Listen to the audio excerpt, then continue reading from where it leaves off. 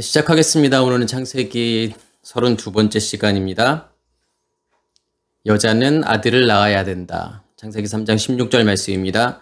또 여자에게 이르시되 내가 내게 임신하는 고통을 크게 더하시리니 내가 수고하고 자식을 낳을 것이며 너는 남편을 원하고 남편은 너를 다스릴 것이니라 하시고.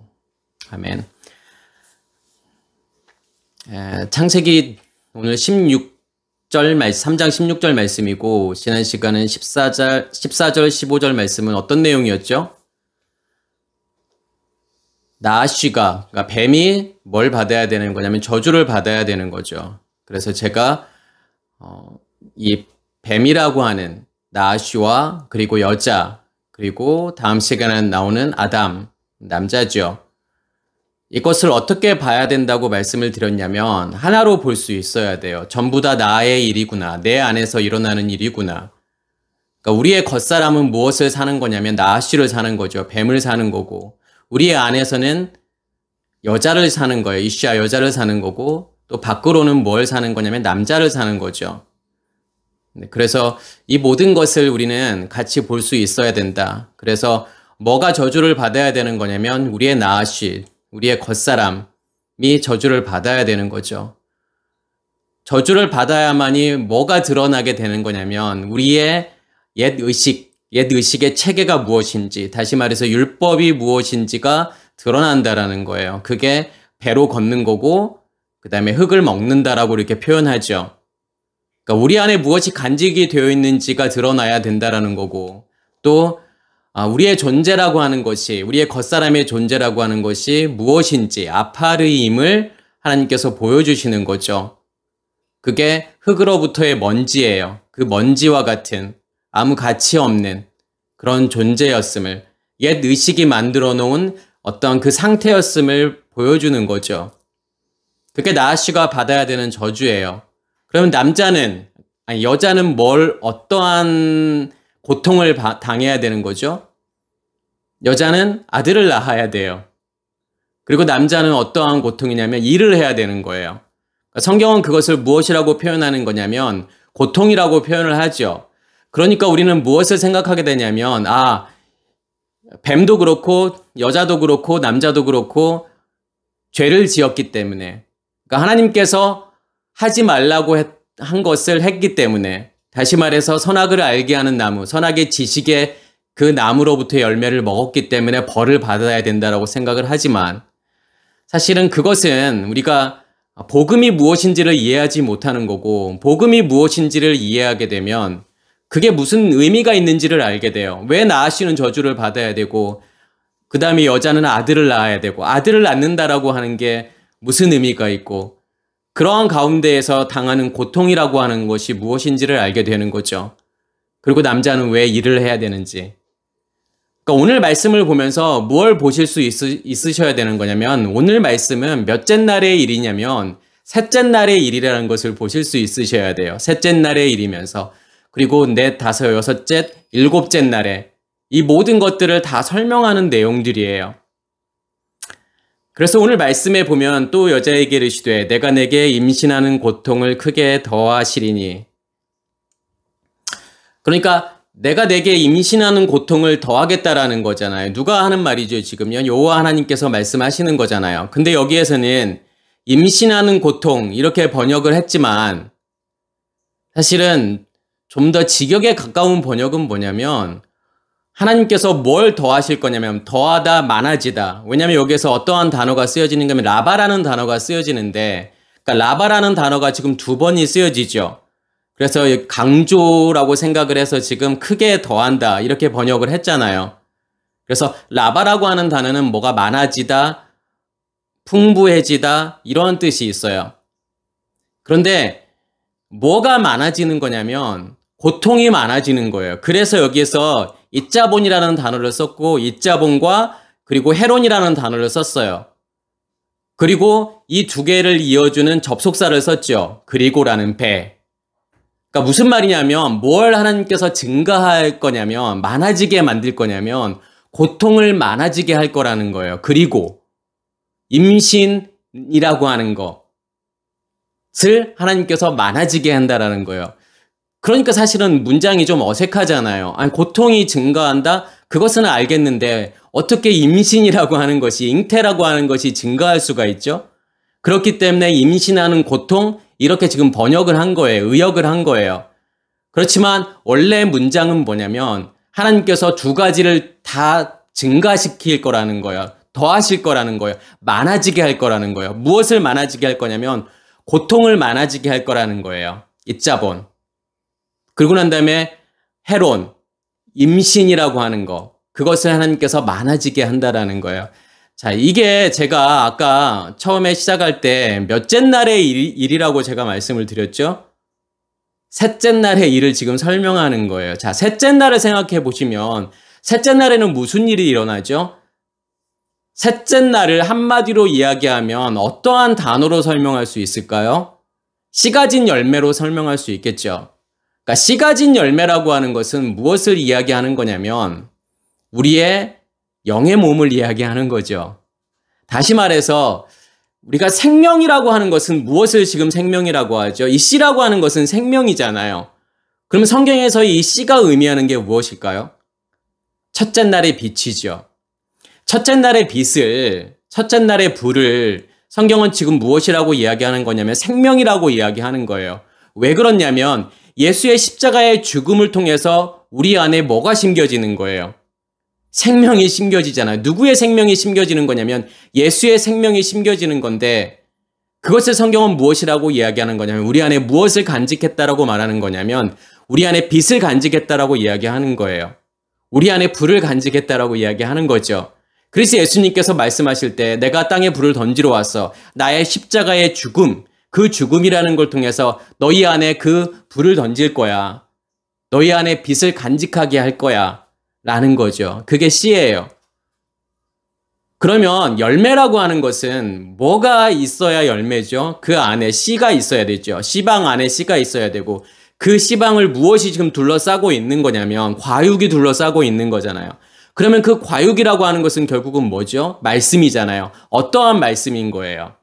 몇째 날의 말씀이죠? 둘째 날이잖아요. 둘째 날이라고 하는 것은 무엇이 만들어지는 거냐면 궁창이 만들어지죠. 궁창이라고 하는 것은 결국은 말씀의 근원이잖아요. 말씀의 원본이란 말이에요. 그러면 무엇이 임하심으로 우리 안에 말씀의 근원이 만들어지는 거죠? 성령이 우리 안에 임하심으로 말씀의 근원인 두 돌판이 만들어지는 거잖아요. 언약궤가 만들어지는 거죠. 그 언약궤를 성경은 무엇이라고 이야기하는 거냐면 라키아라고 이야기하는 거예요. 궁창이라고 이야기하는 거고 그 라키아가 그 궁창이 있는 그곳을 그 언약궤가 있는 그곳을 하나님께서는 지성소라고 이야기하는 거죠. 하늘이라고 이야기하는 거예요. 그게 샤마임이에요. 그러면 첫째 날과 둘째 날이 하나가 되는 그 사건을 그것을 어떻게 표현하는 거냐면 씨 가진 열매로 표현하는 거예요. 씨라고 하는 것은 불. 그 불을 무엇이 둘러싸고 있는 거냐면 말씀이 둘러싸고 있죠. 성소의 언어로 이야기한다 그러면 성소에서 가장 포인트가 뭐냐면 7 등불이죠. 그럼 7 등불에 불을 계속 타게 하려면 무엇이 필요한 거냐면 기름이 필요해요. 그러면 그 기름, 그 등불에 그 기름이 의미하는 것이 뭐냐면 7 등대잖아요. 그러면 7 등대가 의미하는 것이 결국은 씨 가진 열매라고 하는 거예요. 그래서 지금 여기에서의 그 임신이라고 하는 것은 무엇을 이야기하는 거냐면 무엇을 우리 안에 간직한 걸까요? 그러면요. 씨 가진 열매가 내 안에 존재한다라는 거잖아요. 그래서 제가 이것을 셋째 날의 일이라고 했어요. 그러면 두 가지가 아까 제가 증가한다고 했잖아요. 무엇이 증가하는 거냐면 고통이 증가해요. 입자본. 그리고 해론, 임신이 증가해요. 그러면 어떻게 해야 임신이 증가하는 걸까요? 그러면요. 아니 그 전에 지금 고통이 먼저 증가한다고 했잖아요. 그러면 성경에서 말하는 이 고통이라고 하는 단어는 뭘 이야기하는 걸까요? 그러니까 입자본이라고 하는 것이 고통이고 수고예요. 그러면 무엇이 수고이고 무엇이 고통일까요? 우리가 믿음의 길을 가면서 무엇을 보게 되는 거죠, 사실은요? 내 안에 첫째 날과 둘째 날이 시작이 되었다라고 하는 것은 내 안에 무엇을 간직한 거냐면 7 등불이 내 안에 존재하고 있는 거잖아요. 그 등불이 내 안에서 타고 있는 거잖아요. 그 등불이 타고 있음으로 인해서 무엇을 알게 되는 거죠? 우리 안에 무엇이 존재하고 있음을 알게 되는 거죠? 우리 안에 옛 의식이 만들어 놓은 그 체계, 질서, 그 시스템, 그 알고리즘이 우리 안에 존재하고 있다는 것을 알게 되잖아요. 전에는 몰랐단 말이에요. 무엇이 율법인지 몰랐죠. 그냥 시키는 대로 하면 된다라고 생각을 했어요. 그러면 나를 선악으로 나누게 하는 무엇이 나를 그렇게 만들었을까? 그것을 보게 된다라는 거잖아요. 그게 고통이라는 거예요. 우리가 느끼는 고통인 거예요. 그것이, 그 의식의 체계가 나를 이렇게 만들었구나. 우리가 이 땅을 살면서 고통스러운 이유가 뭐죠? 힘든 이유가 뭐예요? 왜 수고를 해야 되는 거죠, 우리가요? 무엇이 그렇게 만드는 거예요? 결국은 옛 의식의 체계라고 하는 것이, 그 질서라고 하는 것이 이 세상이라고 하는 것을 만들잖아요. 이 세상의 원리들을 만드는 거잖아요. 어떻게 살아야 되는지, 무엇을 해야 되는지. 세상은 계속 우리에게 무엇을 요구하죠?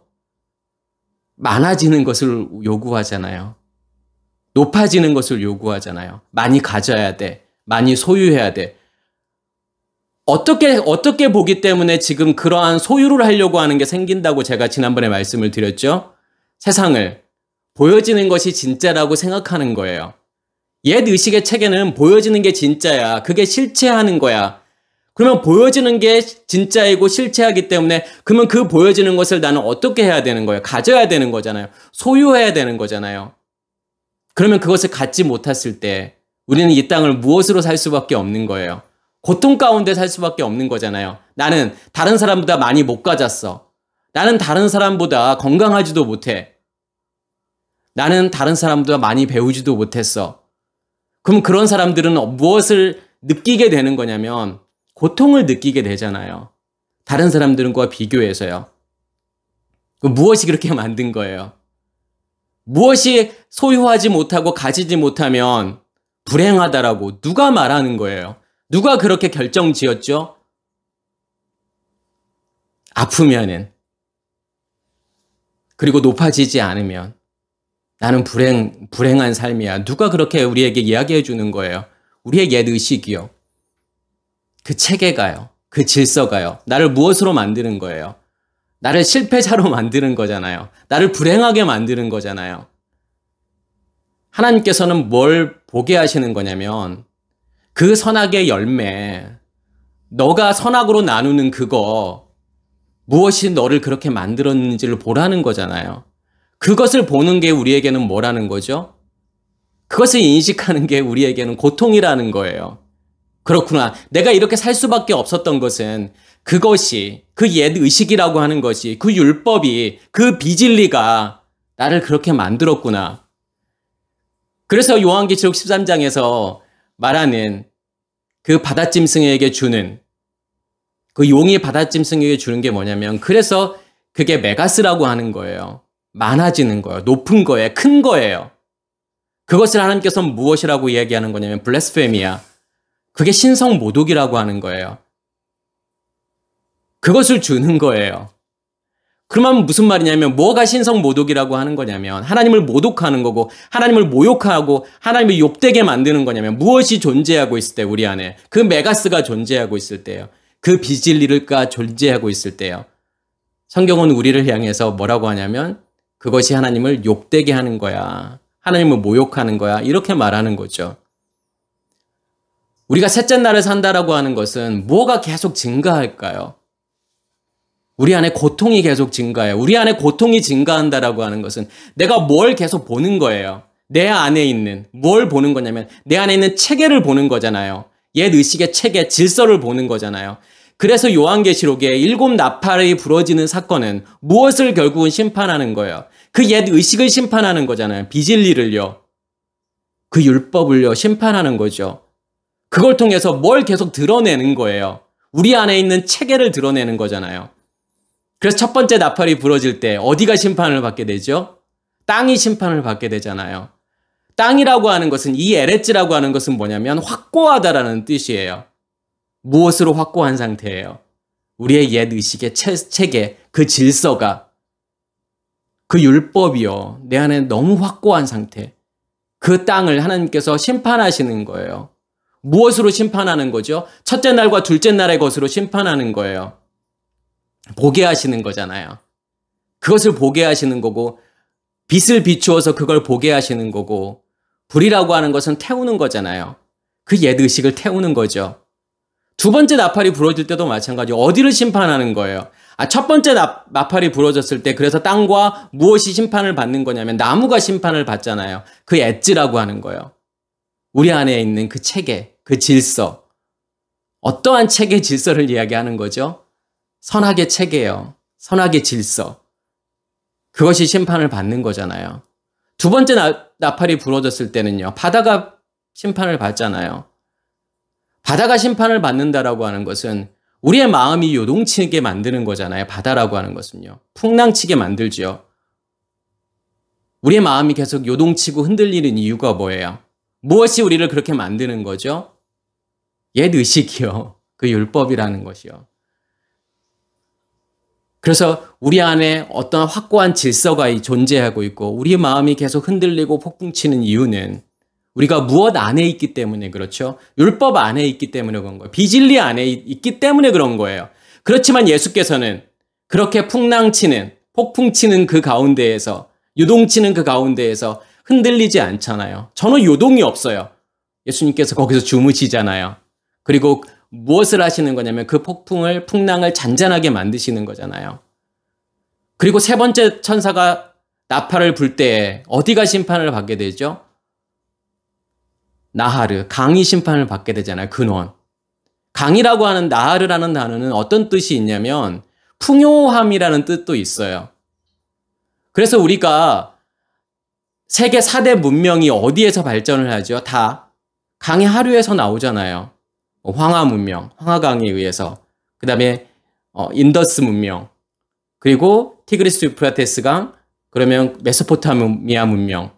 그 다음에 나일강, 이집트 문명을 만들잖아요. 모든 강들이 무엇을 만드는 거냐면 문명이라는 걸 만들잖아요. 도시를 만들잖아요.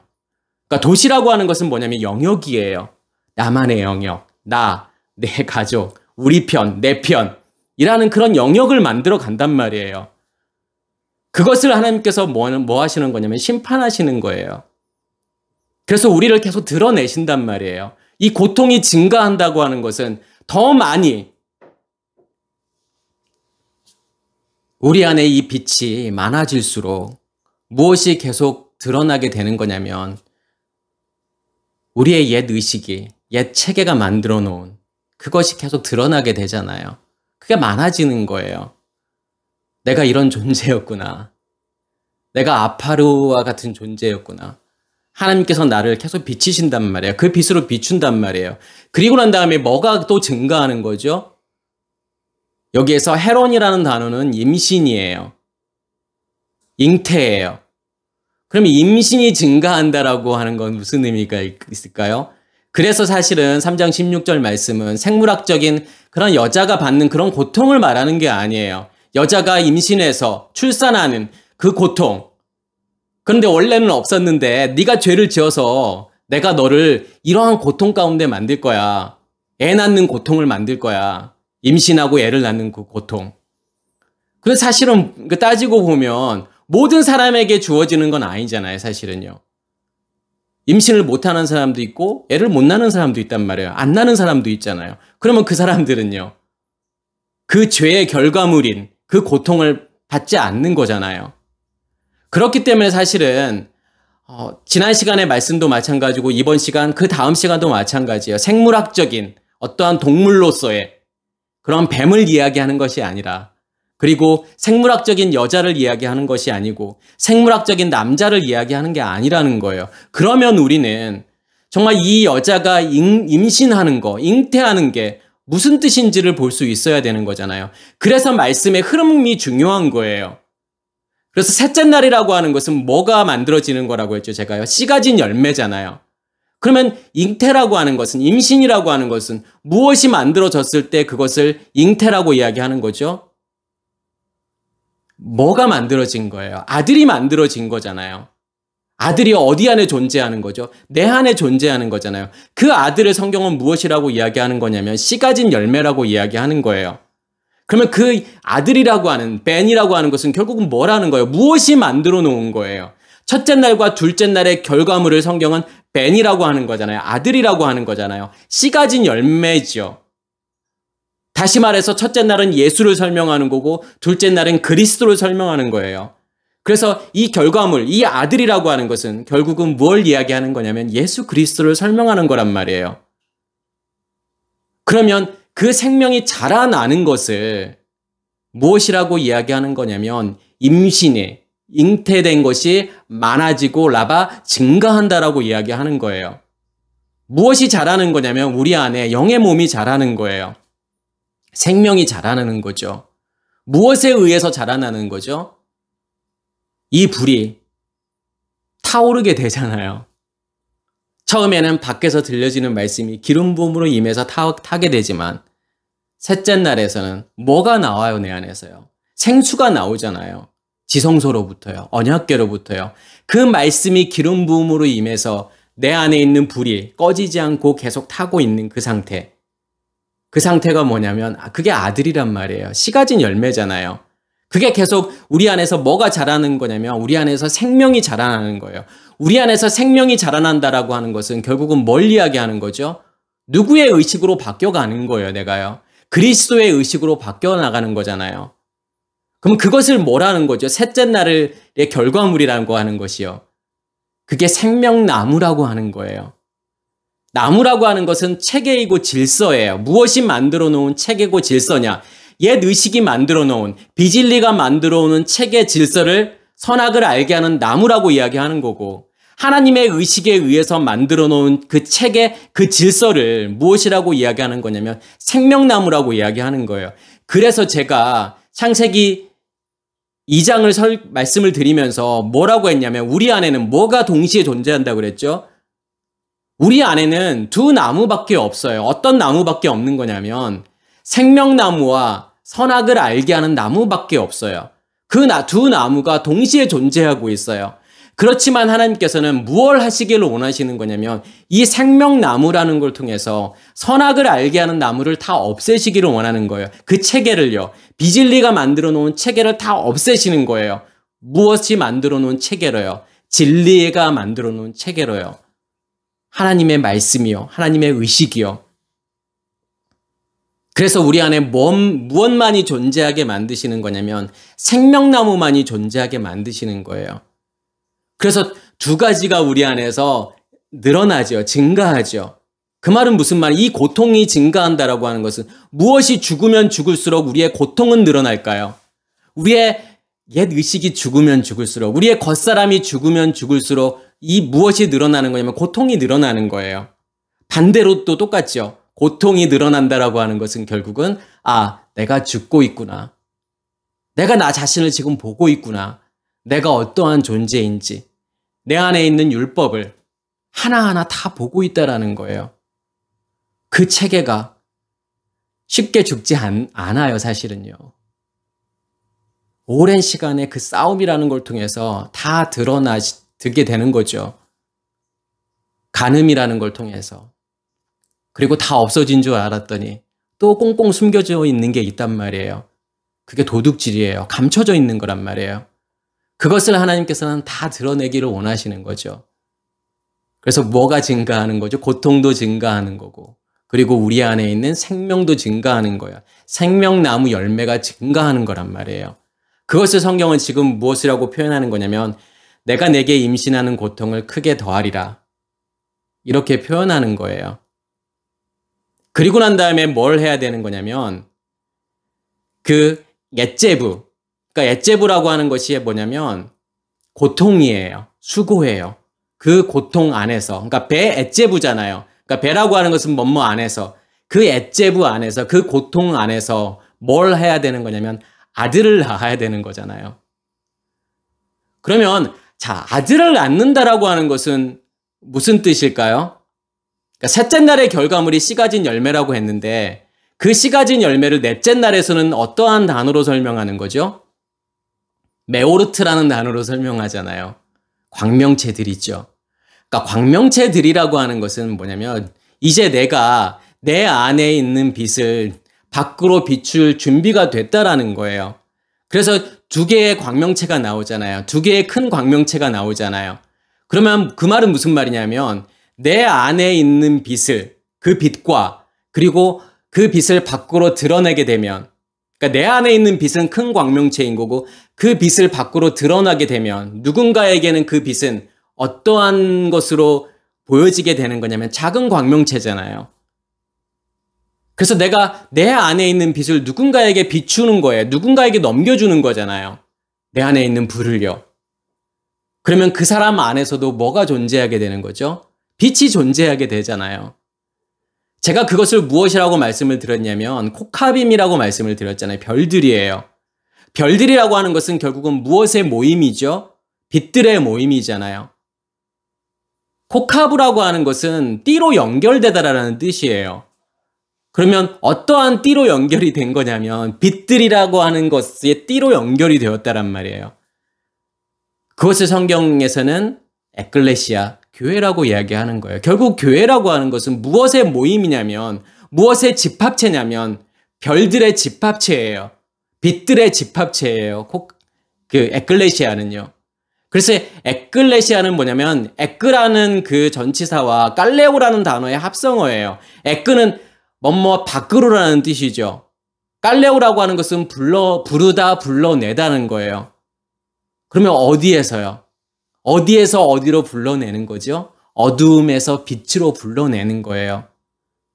무엇을 내 안에 간직하고 있는 사람들은요? 내 안에 빛을 간직하고 있는 사람들은 다른 사람들에게 내 안에 있는 그 빛을 넘겨줘서 그 사람을 그 어두움 가운데서 나오게 만드는 거예요. 그게 아들을 낳는 거예요. 아들을 낳는다라고 하는 것은 내 안에 있는 생명이 밖으로 나오는 거잖아요. 내 안에 있는 생명을 드러내는 거잖아요. 그러면 아까 제가 생명이라고 하는 것은 무엇이 생명이라고 했죠? 내 안에 간직되어져 있는 빛, 그 불, 그게 생명이란 말이에요. 그러면 그걸 줄 수 있어야 하잖아요. 예수께서 하셨던 것처럼 예수께서 십자가의 죽음이라고 하는 걸 통해서 다른 사람들에게 그것을 넘겨주었던 것처럼 우리도 그것을 넘겨줘야 되는 거예요. 근데 왜 고통 아닐까요? 왜 배 엣제부일까요? 뭐가 또 고통인 거지 사실은요? 그 낳는 과정들이, 그 과정들을 통해서 뭐가 죽는 거예요 사실은요? 내가 죽는 거잖아요.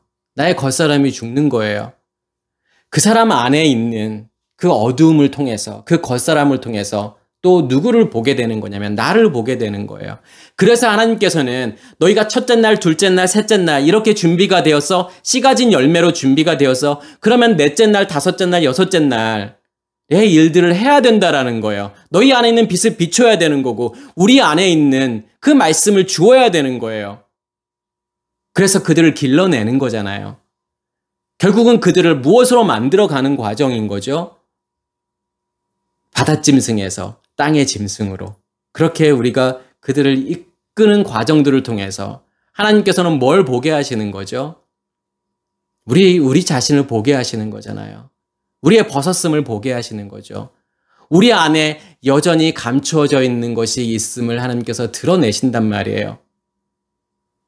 그게 뭐냐면 그게 고통이라는 거예요.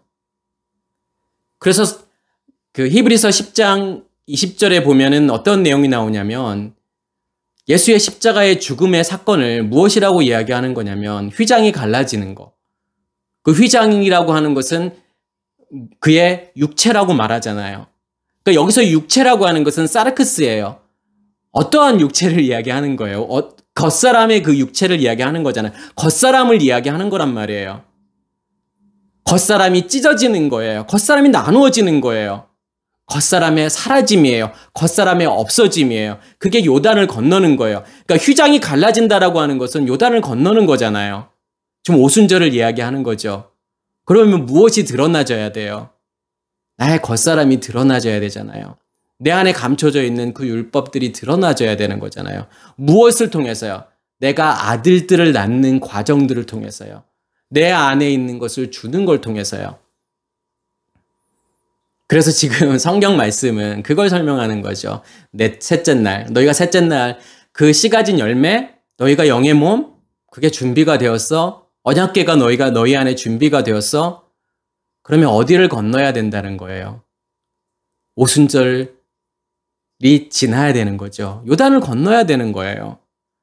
그러면 셋째 날은 무엇을 준비하는 거예요? 요단을 건너는 준비를 하는 거고 오순절을 준비하는 게 뭐냐면 셋째 날이라고 하는 거예요.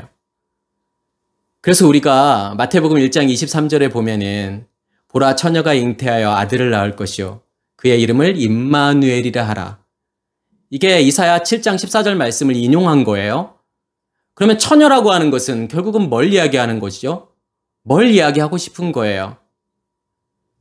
그냥 단순하게 마리아라는 처녀가 잉태하여 임신해서 아들을 낳았어. 근데 그게 임마누엘이야. 임마누엘이는 하나님께서 우리와 함께 계시겠다라는 뜻이잖아요. 그러면 그러한 일들이 우리에게도 동일하게 똑같이 일어난다라는 사실이죠. 그럼 여기에서의 이 알마라고 하는 처녀는 뭘 이야기하는 거냐면 그래서 마리아가 나오는 거예요. 마리아라고 하는 것은 마라 쓴물이잖아요. 그럼 여기에서 처녀는 무엇을 이야기하는 거냐면 아파르를 이야기하는 거잖아요. 먼지죠. 그러니까 처녀라고 하는 것은 아무 가치가 없는 거예요. 왜 아무 가치가 없는 걸까요? 무엇이 존재하지 않으면요. 남편이 존재하지 않으면요. 그래서 남편이 존재하는 여자가 가치가 있는 거예요. 지금 생물학적인 그 여자와 남자를 이야기하는 게 아니에요. 그 생명, 그 남편의 생명이 내 안에 존재해야만이 이 여자는 여자로서의 가치가 있는 거예요. 그래서 시작은 누구나 다 무엇으로 시작하는 거냐면 처녀로 시작하잖아요. 그 처녀가 잉태한다라는 것은 뭘 간직한 거예요, 결국은요. 예수 그리스도를 우리 안에 간직한 거잖아요. 첫째 날과 둘째 날의 것. 그것의 결과물인 셋째 날에 씨 가진 열매가 내 안에 존재하는 거잖아요. 남편의 씨가 내 안에 존재하는 거잖아요. 남편의 생명이 내 안에 존재하는 거잖아요. 그게 무엇이냐면 잉태하는 거예요. 그게 아들을 잉태하는 거예요. 그렇게 아들을 잉태한 자는 반드시 뭘 해야 되는 거냐면 그 아들을 낳아야 되잖아요. 다시 말해서 셋째 날 내 안에 광명체들로 준비가 되었다면 그 메오로트가 내 안에 준비가 되었다면 이제 세상을 향해서 빛을 비춰야죠. 그게 아들을 낳는 거예요. 그의 이름을 무엇이라 하라? 임마누엘. 임이라고 하는 것은 그러니까 임누엘이라는 뜻이에요. 임이라고 하는 것은 뭐뭐와 함께, 누 그럼 우리, 엘 하나님이잖아요. 우리가 하나님께서 나와 함께 하셔. 내가 하나님과 연합된 존재야. 그렇게 말할 수 있는 것은 어떠한 일들이 내 안에서 일어나야 되냐면 처녀였던 우리가 내 안에 그 남편의 생명을 간직해야 되는 거고 씨 가진 열매를 간직해야 되는 거고 그렇게 준비가 되었으면 그것을 드러내야 하잖아요. 그것을 전해야 되잖아요. 아들을 낳아야 되잖아요. 그것으로 증명해야 되는 거죠. 뭘 증명해야 되는 거예요? 내 안에 생명이 있음을요. 내 안에 그 빛이 존재하고 있음을 드러내야 하잖아요. 그게 영광이란 말이에요. 영광이라고 하는 것은 빛을 비추는 거잖아요. 빛이 없는 자들에게요. 어두움으로 존재하는 자들에게요. 그 빛을 비춰야 되죠. 그렇게 되었을 때 우리가 자신 있게 분명하고 확실하게 뭐라고 말할 수 있는 거냐면 하나님께서 그 엘 하나님이 나와 함께 계셔. 그러면 그거 무엇이라는 거예요? 그게요. 연합이잖아요. 구원이라는 거예요. 성경은 우리에게 계속 물어보는 거예요. 정말 너 안에 그러한 일들이 일어나고 있어? 그게 확실해? 그게 분명해? 가지고 있는 자들은 너무나도 분명하게 알 수 있잖아요. 그래, 그 빛이 내 안에 존재하고 있고 내 안에 생명이 자라고 있구나. 그리고 이제 내가 그 빛을 다른 사람들에게 주고 있구나. 넘겨주고 있구나. 그런 과정들을 통해서 우리 안에 뭐가 자라나는 거죠? 우리 안에 믿음이 자라나는 거잖아요. 하나님의 것으로 내 안에 충만해지게 되는 거죠. 하나님이라는 존재를 내가 분명하게, 너무 확실하고 분명하게 인식하게 되는 거예요. 경험하게 되는 거예요. 그렇게 인식되고 경험한 자가 무엇이라고 말할 수 있냐면 임마누엘이라고 말할 수 있는 거예요. 그냥 아무렇게나 쓸 수 있는 말이 아니에요. 아무나 할 수 있는 말이 아니라는 거예요. 임마누엘이라고 하는 건요. 그리고 디모데전서 2장 15절에 보면 그러나 여자들이 만일 정숙함으로써 믿음과 사랑과 거룩함에 거하면 그의 해산함으로 구원을 얻으리라. 이 말씀도 마찬가지죠. 이해하기 쉽지 않을 수도 있어요. 생물학적인 것으로 이해하면요. 그러면 생물학적인 여자로 이해한다 그러면 얘 아이를 못 낳는, 아들을 못 낳는 여자는, 그 해산하지 못하는 여자는 구원을 못 받는 건가요? 그러면요. 그런 말씀이 아닌 거잖아요. 여기서 정숙하다라고 하는 단어가 소프로시네라는 단어를 쓰죠. 근데 이 소프로시네라고 하는 단어가 어떤 단어에 합성하냐면 소조라는 단어와 푸넨이라는 단어의 합성어예요. 그러니까 소조라고 하는 것은 뭐냐면 구원하다라는 뜻이에요. 그리고 푸넨이라는 단어는 뭐냐면 생각 이해라는 뜻이에요. 그러니까 구원이라고 하는 것은 어디서부터 이렇게 나오게 만드는 거잖아요. 어디서 어떠한 상태에서부터 끄집어내는 게 구원이잖아요. 그러면 어떠한 상태예요? 어떤 생각, 이해. 어떠한 생각, 어떠한 이해를 지금 이야기하는 거죠? 옛 의식, 그 율법이라고 하는, 그 율법이 만들어 놓은 이해, 생각, 그것에서부터 어떻게 하는 거냐면 소조 자유하게 만드는 거예요. 그래서 이 푸넨이라는 단어가 어디에서 온 단어냐면 고삐를 매다예요. 고삐를 매다라고 하는 것은 뭔가를 잡고 있는 거잖아요. 노예로 잡고 있는 거잖아요. 거기서부터의 자유를 이야기하는 거예요. 정숙함이라고 하는 것은요. 여자가 뭐 이렇게 행동이나 말이 참한 상태, 그러니까 바른 상태, 지금 이것을 정숙하다고 말하는 게 아니에요. 그 사람의 어떠한 인격을 이야기하는 게 아니에요. 성품을 이야기하는 게 아니에요. 무엇을 이야기하고 싶은 거냐면 그 정숙함이라고 하는 것은 무엇의 변화를 이야기하는 거냐면 우리의 옛 의식의 변화예요. 옛 의식이 죽고 있는 상태예요. 너의 옛 의식이 죽고 있어? 그럼 우리는 무엇의 상태로 가는 거냐면 정숙이라고 하는 상태로 가는 거예요. 그게 정숙함이에요. 그 정숙함으로써 믿음과 사랑과 거룩함에 거하면 그 믿음과 사랑과 거룩함이라고 하는 것은 결국은 뭘 이야기하는 거죠? 그 씨 가진 열매잖아요. 예수 그리스도를 이야기하는 거잖아요. 예수 그리스도를 설명하는 거잖아요. 믿음과 사랑과 거룩함. 그 안에 거하면, 그 안에서, 그 예수 그리스도 안에서, 그 예수 그리스도가 너의 의식을 바꿔가는, 다시 말해서 이 정숙함이라고 하는 것은 결국은 3장 16절, 창세기 3장 16절에 무엇으로 설명이 되는 거냐면 고통이라는 거잖아요. 그 고통 안에서. 다시 말해서 이 고통이라고 하는 것은 결국은 정숙함이잖아요. 거기서 뭘 해야 되는 거냐면 해산을 해야 된다는 거잖아요. 아들을 낳아야 하잖아요. 성경은 그것을 무엇이라고 이야기하는 거냐면 그것을 구원이라고 이야기하는 거잖아요. 무엇이 드러났기 때문에 그런 거죠? 내 안에 예수 그리스도가 있음이 드러난 거잖아요. 드러난 사건이 뭐냐면 세상을 향해서 빛을 비추는 거잖아요. 빛을 비출 수 있다라고 하는 것은 너무 분명하잖아요. 내 안에 있다라고 하는 거잖아요. 무엇이 있는 거예요? 예수의 생명이 존재하고 있기 때문에 그 빛이 존재하고 있기 때문에 비출 수 있는 거잖아요. 없으면 못 비추잖아요. 그래서 디모데전서 2장 15절에서도 그 이야기를 하는 거죠. 그러면서 그 전에 여자는 일체의 순종함으로 배우라 이렇게 말하는 이유가 뭐냐면 그 순종이라고 하는 단어도 마찬가지예요. 무엇을 이야기하는 거면 고통을 이야기하는 거잖아요. 그 고통이라는 걸 통해서 뭘 배우라는 거예요. 내 안에 무엇이 존재하고 있음을 배우라는 거죠. 내 안에 비진리가 존재하고 있음을, 내 안에 옛 의식의 체계, 그 율법이 존재하고 있음을 깨달으라는 거잖아요. 보라는 거잖아요. 그게 순종함으로 배우라는 거죠.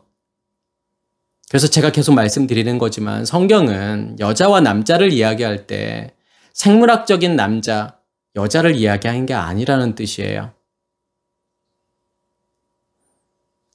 요한복음 16장에서도 그 내용이 나오죠. 어떤 내용이 나오냐면 내가 진실로 진실로 너에게 이르노니 너희는 곡하고 애통하겠으나 세상은 기뻐하리라. 너희는 근심하겠으나, 여기서 근심이라는 단어가 엣제부, 고통이라는 거예요. 수고라는 거죠.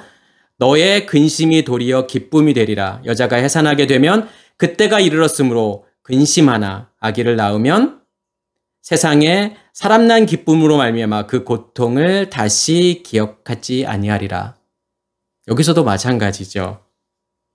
그 고통이 우리 안에 존재하고 있는데 하나님께서는 이 고통을 무엇으로 바꾸실 거냐면 기쁨으로 바꾸실 거라는 거예요. 처음에는 우리의 옛사람을 보는 거, 나의 율법의 체계를 보는 게 고통이에요. 힘든 거죠. 무엇이 나를 그렇게 만들었는지를 알기 때문에 그래요. 내가 그 안에 거하고 있었기 때문에 그게 나의 고통이지만, 그렇지만 그 고통이라는 걸 통해서 하나님께서 뭘 만들어 가실 거냐면 기쁨을 만들어 가실 거예요. 왜 그러냐면 그 고통이 커지면 커질수록 무엇이 우리 안에서 증가하냐면 그 기쁨도 증가해요. 내가 드러나진다라고 하는 것은 결국은 누구와의 연합을 이야기하는 거죠? 하나님과의 연합을 이야기하는 거잖아요. 내가 다른 사람들의 죄를 사하여 주면 줄수록 뭐가 내 안에서 뭐가 이루어지는 거죠, 내 안에서요? 동시에 죄사함을 받게 되잖아요. 다른 사람의 죄를 사하여 준 것 같이 우리 죄를 사하여 주옵시고, 내가 다른 사람들에게 그렇게 아들을 낳을수록 내 안에 있는 것을 넘겨주면 줄수록 무엇이 내 안에서 증가하는 거예요? 하나님의 것이 증가하는 거잖아요. 그 기쁨이 증가하는 거잖아요. 그래서 긍휼히 여기는 자는 복이 있나니 저희가 긍휼히 여김을 받을 것이요. 긍휼이라고 하는 것은 아들을 낳는 거예요. 빛을 비추는 거예요. 그렇게 긍휼히 여기면 여길수록 내가 긍휼을 받는 것은 무엇으로 내 안에서 충만해지는 거예요. 나의 옛 의식이 죽고 하나님의 의식으로 진리로 내 안에서 충만해져 가는 거잖아요. 그걸 통해서 마음이 청결한 자는 복이 있나니 저희가 하나님을 볼 것이며, 그걸 통해서 긍휼을 베풀면 베풀수록 내가 긍휼을 받기 때문에 그 긍휼에 의해서 어떻게 되는 거냐면 내가 정결해진다라는 거예요. 깨끗해진다라고 하는 거예요. 거룩해지는 거죠. 하나님의 것으로요. 그러면 그걸 통해서 내가 하나님을 보는 거란 말이에요. 그게요. 그게 하나님을 경험하는 거예요. 그게 하나님을 인식하는 거예요. 무엇이 죽으면 죽을수록요. 우리의 옛 의식이 죽으면 죽을수록요. 그리고 하나님께서 뭐라고 말씀하시냐면 너는 남편을 원하고 남편은 너를 다스릴 것이니라 하시고, 그러니까 남편을 원한다라고 하는 것은 남편을 열망하는 거예요. 갈망하는 거예요. 그러면 이 테슈카라고 하는 이 바램, 열망이라고 하는 것은 어떠한 남편을 지금 열망하는 거죠? 여섯째 날에 자카로와 네케바의 연합이잖아요. 우리와 그리스도의 온전한 연합이잖아요. 그걸 향해서 가는 거예요. 우리 안에 셋째 날에 결과물인 씨 가진 열매가 만들어졌다라고 하는 것은 누구와의 연합이 그때 시작이 된 거죠? 그리스도와의 연합이 시작이 된 거죠. 왜요? 어떠한 말씀에 의해서 자라나는 거기 때문에요. 그리스도로부터 나오는 말씀에 의해서 자라나는 거기 때문에 내가 그때부터 누구를 인식하게 되는 거예요. 그리스도를 인식하게 되는 거잖아요. 그리고 여섯째 날에 그리스도와의 온전한 연합이잖아요. 그 남편이요. 그리스도와 온전한 연합되는 그 남편, 그것을 내가 원하고 소원하고 갈망하는 거란 말이에요. 어떠한 과정들이 필요한 거죠. 그러기 위해서는요. 임신을 해야 하잖아요. 생명을 잉태해야 되는 거고 아들을 낳아야 되는 거예요. 내 안에 있는 것을 전해주고, 그러한 과정들을 통해서 누구와의 연합이 되는 거냐면 그리스도와의 연합이 되는 거잖아요. 하나님은 우리를 그렇게 만들어 가시는 거예요. 보게 하시는 거고, 나의 모습이 어떠한지를 분명하게 깨닫게 하시는 거예요. 옛 의식이라고 하는 것은요. 이걸 왜 하나님께서, 이 죄라고 하는 것을 하나님께서 왜 만드신 거죠? 무엇을 위해서 만드신 거예요? 나와 연합되지 않은 그 상태가 이거야. 이 죄라는 거야. 이 비진리라고 하는 거야. 그게 생명, 그게 선악을 알게 하는 나무야. 그것을 보게 하시는 거잖아요.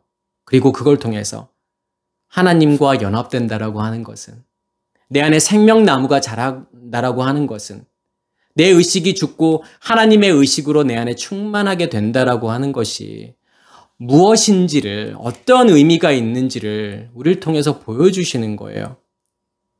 그리고 그 남편은 우리를 다스릴 거잖아요. 마샬. 다스리다, 지배하다, 통치하다.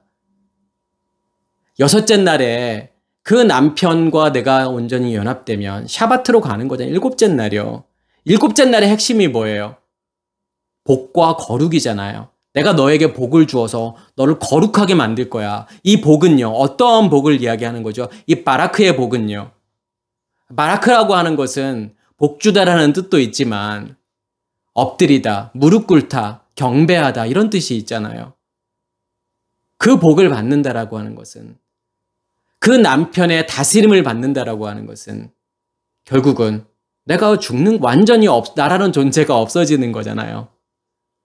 그분이 나의 머리가 되시는 거죠. 나의 왕이 되는 거고 나의 진짜 남편이 되는 거예요.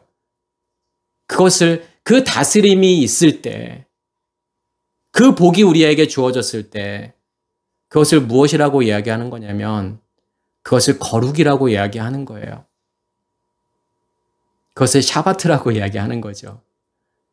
그래서 오늘 말씀은 뭐냐면 셋째 날부터 넷, 다섯, 여섯째 날 어떻게 우리의 속사람은 그리스도와 연합된 존재가 되는지 반드시 하나님께서 그렇게 만들어 가실 거라는 거잖아요. 반드시 처녀인 너를, 내가 나의 생명을 너에게 주어서 그 생명을 잉태하는 아들의 존재로 만들어서 또 그 생명을 비추는, 세상을 향해서 비추는, 긍휼을 베푸는 그러한 넷째, 다섯, 여섯째 날의 이러한 과정들을 통해서 내가 너를 만들어 갈 거야. 내가 너를 거룩한 존재로 만들 거야. 라고 하는 하나님의 약속일 거란 말이에요.